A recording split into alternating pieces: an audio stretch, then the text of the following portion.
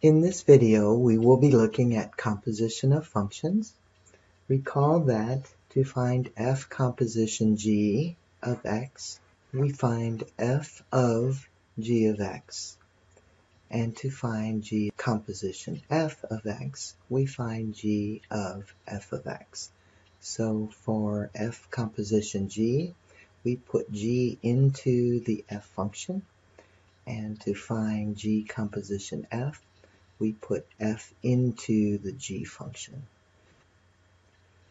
In this example, we're told that f of x is the square root of x minus 1, and g of x is 2x plus 5.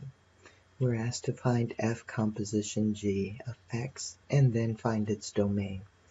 So we want to put g into the f function. So basically we start writing our f function.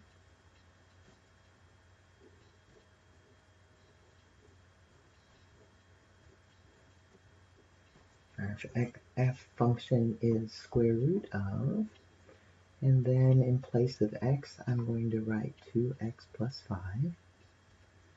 And then I'm going to continue writing my f function until I'm finished. Simplifying here, 5 minus 1, we have f composition g of x equals the square root of 2x plus 4.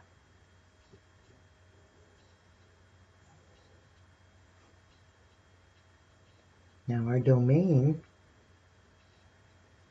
we first have to check the g function. The domain of g is all real numbers, so there's no restrictions there. But then we need the domain of our composition, 2x plus 4, under the radical. So that has to be greater than or equal to 0. So 2x is greater than or equal to negative 4, dividing by 2 on both sides. X is greater than or equal to negative 2.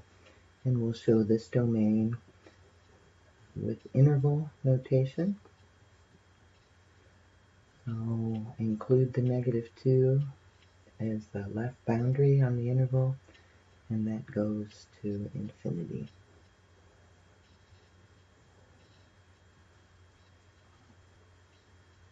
Right. Now let's find g composition f of x and its domain.